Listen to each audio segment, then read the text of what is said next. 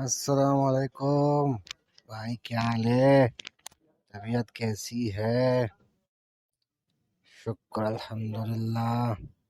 آج تو کوئی کہانی سنائیں بھائی۔ آج میں ایک سے ایسی کہانی سناؤں گا کہ دنیا میں کچھ چیزیں ایسی ہوتی ہے جس کے بارے میں کبھی بھی بندہ یہ فیصلہ نہیں کر سکتا کہ یہ والا ٹھیک ہے یا یہ والا ٹھیک، جیسے دن اور رات اس طرح مسلسل چل رہے ہیں۔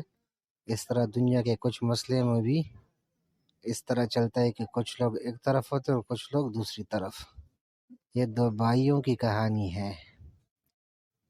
ایک بادشاہ کا ملازم ہوتا ہے، ملازمت کرتا ہے، اور دوسرا محنت سے روزی کماتا ہے۔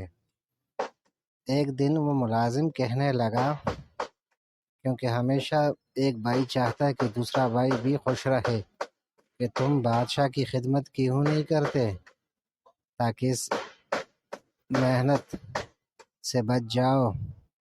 دوسرے نے کہا کہ تم کام کیوں نہیں کرتے کہ خدمت کی ذلت سے نجات پاؤ،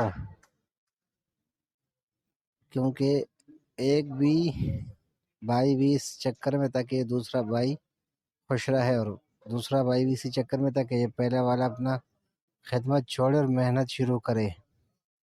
داناؤں کا قول ہے کہ سنہری پیٹی باندھ کر دوسروں کی غلامی کرنے سے بہتر ہے کہ جو کی روٹی کہہ کر عزت سے گھر بیٹھو۔ اس کہانی کا مقصد کیا ہے کہ محنت ہمیشہ رنگ لاتا ہے، لیکن محنت دو قسم کی ہوتی ہے۔ ایک ہوتا ہے ہاتھ پاؤں کی محنت، اور ایک جو محنت ہوتی ہے وہ ہوتی ہے دل اور دماغ کی محنت۔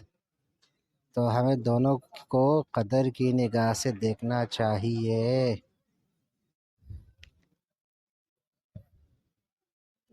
کیونکہ محنت چاہے بدن ہاتھ پاؤں کی ہو اور چاہے دل اور دماغ کی ہو، محنت دونوں ہی محنت ہے۔